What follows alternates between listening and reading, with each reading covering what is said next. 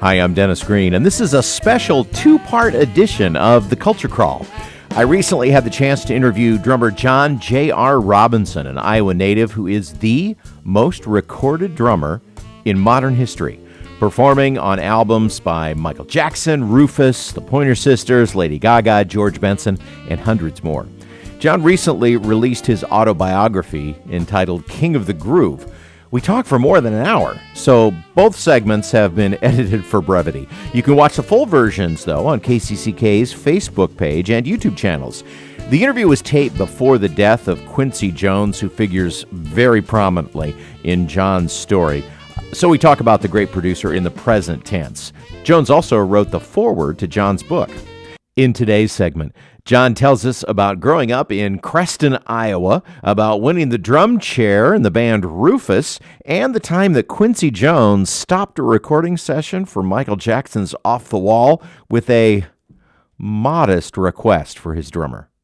Here's part one. My guest today is John J.R. Robinson, the most recorded drummer in modern history, and an Iowa native. First off, welcome, John. Hey, thanks, Dennis. It's great to be here and to be on your show and be back home. You're talking to us from your home in L.A., where in the L.A. area, at least, where you've lived for a long time, of course. And boy, in putting together my notes for this, it's just I just look at all the albums and sessions and artists you've worked with: Michael Jackson, Lionel Richie, the Pointer Sisters, Eric Clapton, Whitney Houston, Wilson Phillips. The list just goes on and on. So prepare for a 97-minute interview as we walk through everything. But let's start, since you're an Iowa boy, let's start with growing up in Creston. Was there a lot of music in your family home growing up? When did you first sit down at your first drum set? The drum set came later, which was between age 7 and 8. There was always music coming either from my mother playing big band swing records, whether it had been Count Basie or Ellington or Woody or the Buddy Rich Band later, or anything with that's Gene Krupa. So she'd sit and tell me listen to that's swing. I go, what's swing, Mommy? And then Daddy and Mommy would dance to the song. And I go, oh, see, this is like swing. We're dancing to swing. So it was a huge education. But I started before that. My dad started me on piano at age 5. And I've told this story many times, but mathematically, I'm 5. What does that mean? I'm 5. I mean, I can barely see Jane run and things like that. I think he expected a lot more out of me from the beginning, because he played piano. He played violin in Marshalltown High School. He was like the head of the chorus. He formed the Creston chorus. My dad did so much stuff. My parents divorced when I was 7. I tell this story, and it's in the book, and if you haven't gotten it, I'm going to plug it right now. If you're watching the video, you can see it right there. King of the Rhythm. King of the Groove. King of the Groove, sorry. King of the Groove. Which is bold. There's a lot of great drummers out there, but I do what I do. I stay within this mainframe of what's best for the song, and that is for me to be putting people, butts on the dance floor, basically, is what I do. I don't care if it's slow or fast. But getting back, the parents are divorced, and there was something being set up by my sister, Judy, and she could never, ever, I don't think, keep her mouth totally sealed. I knew that something was up between my mother and stepfather in the house I was living. So we were over to my father's house about 5 blocks away, and I just wanted to leave. I want to go. So he drives us back to my mother Helen's house. I immediately bolt out of the car, and I run up and look into one of the living room windows, and sure enough, there it was. So you asked about drum set. There was a 40s series WFL drum set, Ludwig.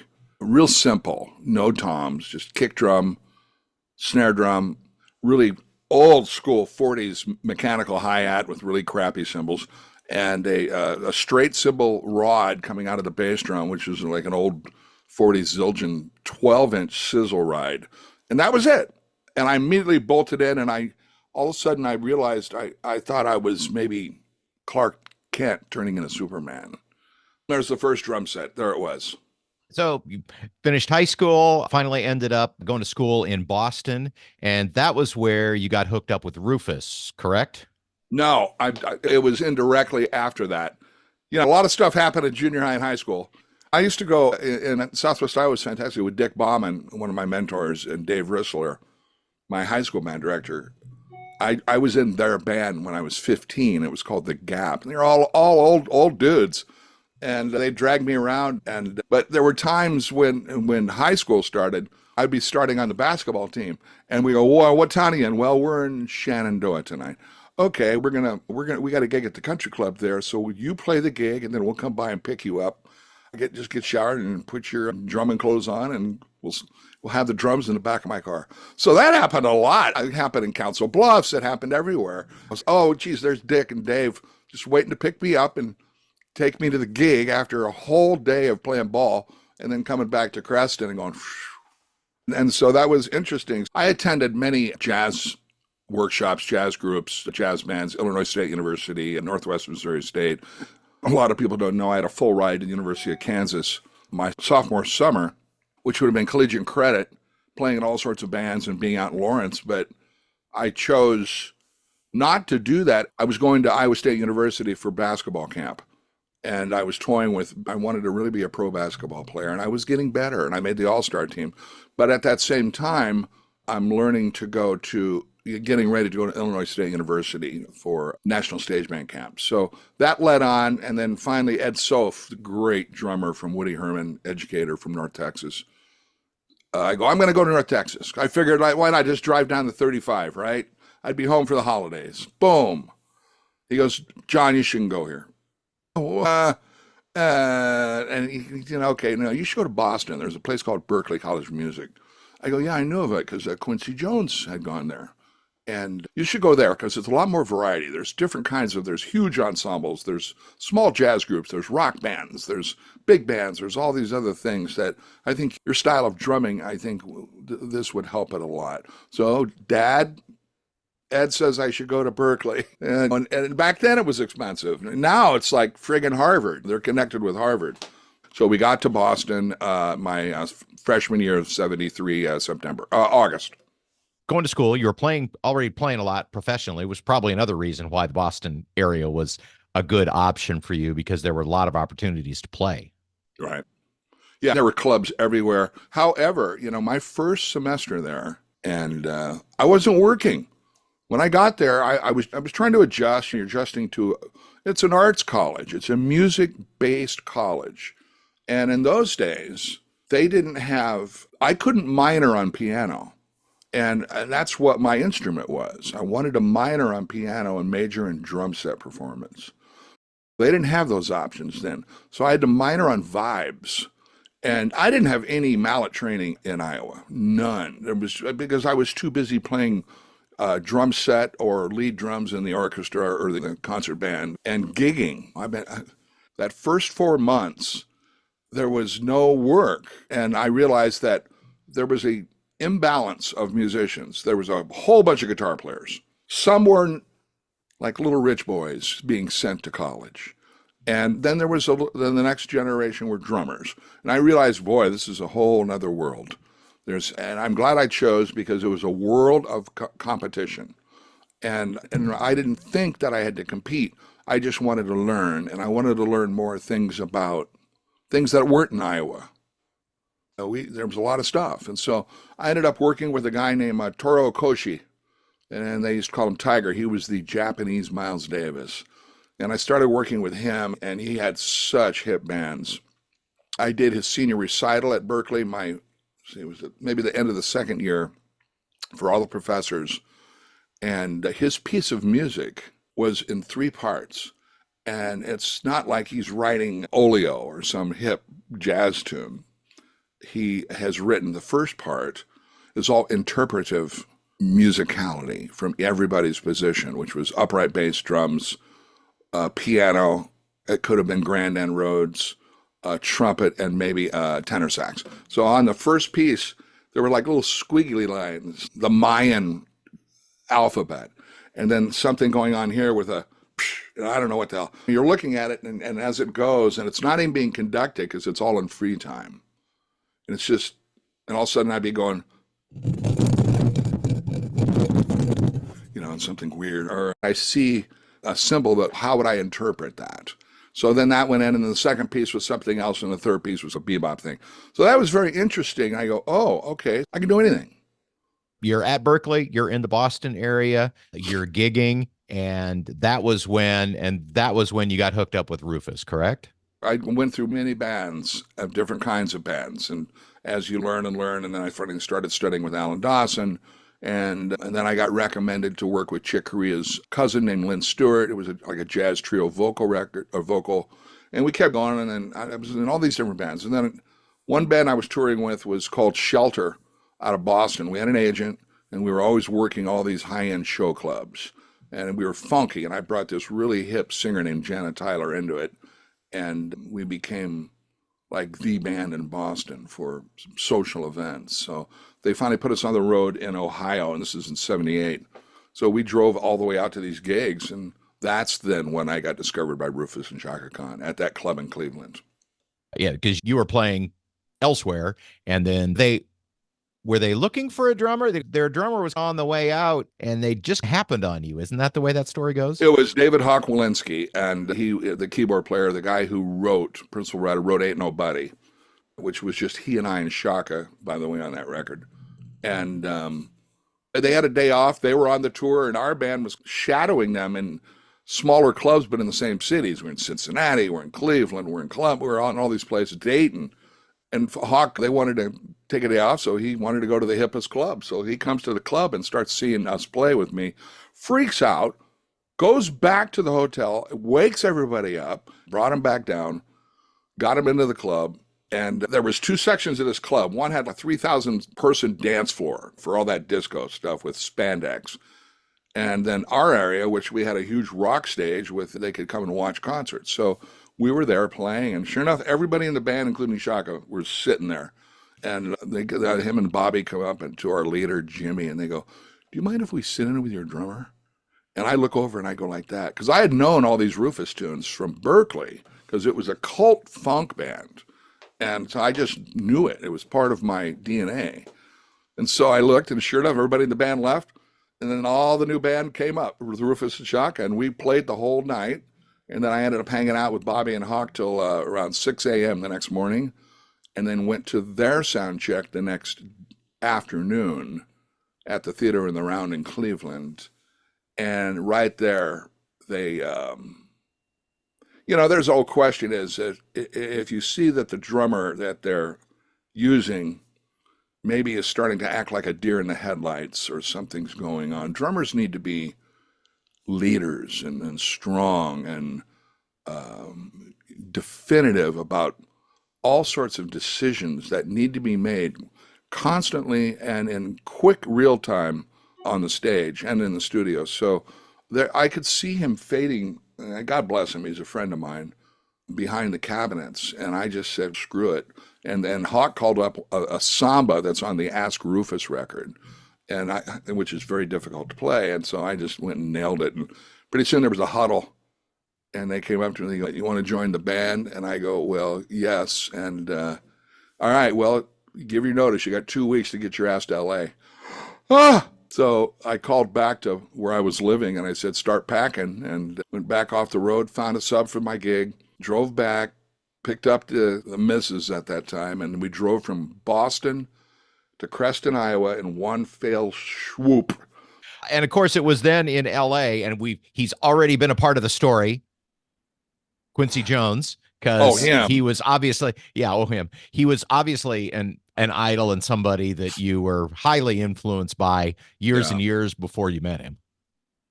Yeah, when I was a young kid and hitting my father with all these national stage band camps, Quincy Jones had a camp up in Rapid City or somewhere up in South Dakota. And I went to my father and I said, "Please, can I go? Can I go? Can I go?" And that was that same sophomore year. And he goes, "I'm not driving you up there." I go, "Damn. How long is that from Creston to Rapid City? 8 hours?" About that, yeah. Yeah, I go, "Hey, I ain't doing it, man." And I go, "Okay." So later, I met Quincy at an event in 1978 when I first moved to Los Angeles. My management at the time, Mark Hartley and Larry Fitzgerald, set me up with him at this event at the Dorothy Chandler Pavilion called the Orchestra. And it was all these famous Klaus Ogerman and all these famous musicians joined this just free to play hip music with an orchestra band. And I went down, and sure enough, they set me right next to Quincy Jones. I go, okay. He goes, oh, you're John Robinson. You're the new kid that went to Berkeley, right? He goes, I went to Berkeley. He starts talking like me. And I go, well, cool, cool. He goes, yeah, man. And I had just done a solo record with Rufus on ABC Dunhill in '78 without Shaka. So I had a calling card, which helped. And when did he first call you up to come into the studio with him? It was just shortly thereafter. Now, remember, when I was first in Los Angeles, we were doing this Rufus solo record for 11 months on and off. And I didn't get any other phone calls. I mean, I went down and started playing the clubs, and people knew who I was, and Harvey Mason and Danny Serafin, and they were all coming out to see me. And all the musicians wanted to sit in with me, and then Bobby Watson, we'd play at this club. But I wasn't getting any sessions until a guy named Joe Chimay, a great bass player. He was one of the singers on with Pink Floyd in the studio, but he and I became very close and ended up starting to do a lot of television. He was the first guy that called me outside of Rufus to do a record, and I remember it intimately, and it was very cool. Then Quincy Jones was put together by our management to produce a Rufus Shaka reunion record called Master Jam. And this was a very, very good record. Very good. It's Quincy's first band he produced, and then went right into Off the Wall after Master Jam in the end of '79. Okay, so Off the Wall, that was really at the sort of kind of beginning of your studio work. Yeah, I was the studio drummer at Berkeley, now remember, and in the old school. So I was there because a very famous drummer, which will go unnamed before me, couldn't play with the click track. And I was doing some Music Minus One stuff with like Thad Jones, Mel Lewis charts, and overdubbing drums to these. And I didn't know what a click track was. And they go, oh, you're going to hear these 4 clicks and just keep with time and play the chart down. Okay. So I ended up becoming very good at that, which was, thank God, about my time and feel. So then I took that later, and then we went in. When Off the Wall commenced, they had been cutting for a couple of years, trying to figure out how you're going to get Mike out of the motion picture stuff where he sang about Ben, and he had a hit. And it was actually a #1 record, I was told. And I think it was in '76 or '7. There was a transitional thing with Michael that hadn't really taken off yet. He took off. This was before Michael Jackson was really Michael Jackson. He was still in the Jacksons. That is correct. And I came in, and we were all thrust at the same time. It was Rod Temperton, the great writer, Jerry Hay, Greg Fillinganes, Michael Boddicker, Louis Johnson. Michael Boddicker, a Cedar Rapids native, by the way. As we well know, and I bought my Jupiter 8 synth from his father. Boy, did I get ripped off. Woo! I'm kidding. Okay, before we leave the early days with Michael and Rock With You, you must tell the story you tell in the book, which I think everybody just loves, where you were they were having trouble getting with Rock With You. With Rock With You, getting that started. And so Quincy pulls you aside and whispers in your ear. Well, it was more, he didn't pull me aside, and he wasn't whispering. We were all in the studio of Westlake B. It was a small room. We're in the studio with David Hawk-Walensky on keyboards, Bobby Watson on bass, and the late, great David Williams on guitar. And Rod Temperton had written this song, so we were following his parts, but putting our own, love and techniques into his parts. So take one's happening. Take one, we play it, and I'm kind of like looking in the control room, and there's just they're not even looking at us. All right, Bruce Swideen, the great engineer from Minneapolis, let's do a second take. Boom, boom, all right, boom, something, I don't know. We're playing, and I'm looking around, and it's just, everybody seems to be bored. And I'm thinking, whoa, boy. All right, we're in take 3. It's starting to make some noise. It's magic. It's kind of magic. And all of a sudden we're done. That was pretty good. How about you guys? And I could see they were futzing. All of a sudden, not whisper, Quincy Jones gets up out of the control room. I can see him walk, and Rod's following him. And they come in, and Quincy stands right by me. And Rod stands right here on my left shoulder, smoking his red Marlboros with his English thing. And Quincy looks at me, and he goes, JR, if you could come up with a fill that the whole world would identify with the song that we're playing right now, that you're playing, what would it be? can you do that? And I just looked at him and I go, and he walked away and I go, yeah, because what else are you going to say to Quincy Jones? he put me on the spot. And then we're getting ready for take 4. And I could see the rest of the band going like this. No pressure. Rod had a robotic thing in the beginning, and I listened to it, and I go, how can I make this me? And so what I did was, after 4 clicks, I didn't pre-plan this. It just happened by the grace of God. But I put together in a compartmental thing, like Rodney does with jokes. I took straight 16th notes, 1 E into 2 E into 3 E into 4 E into, and I played triplets with them, adding syncopation, which I do not like to do. I don't like to, as a snare drummer, I don't like to play straight 16ths and then 16th note triplets and then straight 16ths. It's an exercise of awfulness, even though it's probably good for a younger drummer to learn the differences, as we well had to do. But I go, man, to do this for something that may make some noise, I didn't. So what did I do? It's exactly what I did. And I went, and literally, at the end of that bass drum 16th note hit, you could drive an 18-wheeler through that. There was so much space in a hole, even though there was only X amount of 16th note rest there. And when I played that fill, everybody's attitude all of a sudden changed. It was not just me playing a hip fill that everybody still knows. You could walk down to anybody, let's just grab the TikTok audience, and play that fill, not the music, and say, what song is this? They'll know. Everybody will know what it is without even hearing ba boo ba. They're not going to hear that. If they go boom da da da da da, I know what song that is. Yep, everybody knows it. You did exactly what Quincy asked you to do. He did, and I had no idea what I was going to do. And when that take was over, I'm going, time to go. Let's go listen. And then they're up there dancing in the control room, and everybody knew. And even Bobby Watson, great bass player, from Renee and Angela and Billy Preston, and then with Rufus, and then Michael Jackson, and Janet Jackson also. Bobby Watson's bass parts from takes 1 to 3 were nothing like what he played in take 4. In other words, it was no consistency, whereas my drum parts would be fairly consistent per take, where you could have spliced into them. But it's not about just me, it's about how they interacted with me, how they played, and especially when people listen to that song Rock With You, A, it's Michael's best song, B, it holds up in today's levels with mastering digital, where we were fully analog in those days, and hopefully I'm sure they know what I'm talking about, and listen to Bobby Watson's melodic bass line. More to come in part 2 of my conversation with John J.R. Robinson. Join me next time on The Culture Crawl.